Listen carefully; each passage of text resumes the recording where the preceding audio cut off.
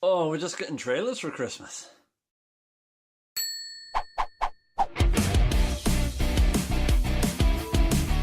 Hi again, I'm Ryan, your host with the toast.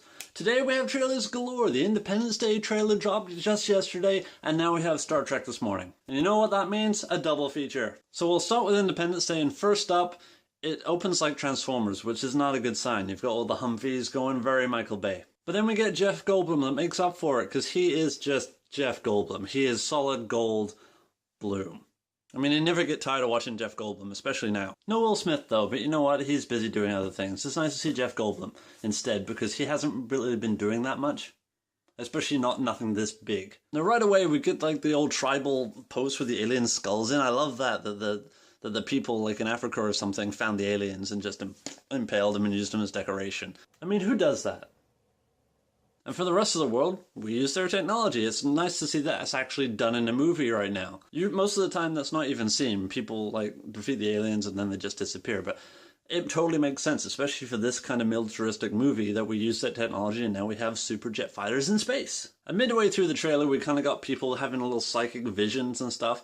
And yeah, in the original movie, there was a little bit of psychicness, but I've got a feeling they're going to use that a lot more in this one. It'll be much more mind games and people being controlled by the aliens instead of just a direct attack. But when we do get a straight up fight, we get a big Star Wars-esque fighter jet blammo thing in space with super jet fighters, where they're all glowing blue with like the big engines from like pod racer engines. I like the fact that the main pilot is a lady. It's a much more common thing nowadays to have like lady fighter pilots or ladies in charge. And I know they're just doing it to kind of jump on the bandwagon of the strong female character thing, but it's still good to see because nowadays it is real. And yeah, the one thing that they could incorporate into this trailer that would actually get me excited and give me the shivers was the speech, and they put it in there. It really does give the trailer a soundtrack of its own just in the speech. And then it cuts off right at the end and you kind of feel cheated and robbed, and then the title comes up and it's like, oh, okay.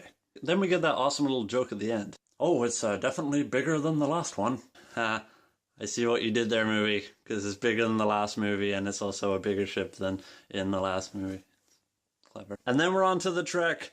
Now, admittedly, I'm not a Trekkie, but I have enjoyed the new movies. I'm a Star Wars fan. Can't even get started on how excited I am. Anyway, we're talking about Trek. Now right away you can tell that this is not directed by J.J. Abrams. I'm glad he is on Star Wars because he did a great job with Star Trek, and so I hope he does a great job. Okay, I'm not talking about Star Wars. I'm not talking about Star Wars. So we start out and they're playing the music from the first one. Now I like it when trailers and movies call back to previous ones, but it definitely sets the tone right away that this is gonna be a more action-y, rock and roll-y kind of movie instead of an intellectual Star Trek movie. Now the trailer does start with Scotty walking in and cracking a joke, and that's just a solid start right there. Anything with Scotty, he's my favorite. But then it just degenerates into quick cuts of action, and that's just not how you should make a movie. Also, they make a big deal of them not having a ship in this one. To me, Star Trek is a series where they have a ship. Like, it's not Star Trek unless they are on the Enterprise or they're on their ship exploring.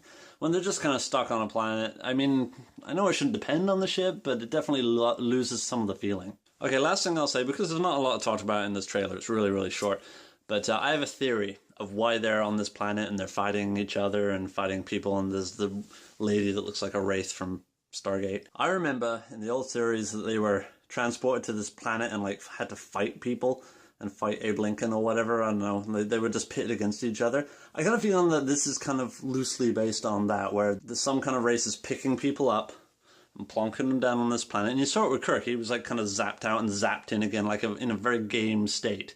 So I think they're being pitted against each other, and yeah, that's my theory. But like I said, I'm not a Trekkie, so I don't really know. Also, the ships look like those little diamond ships that were going... Alright, so those are my thoughts on these two trailers. Next time we should be in time for Star Wars! But until then, thanks for watching. Cheers!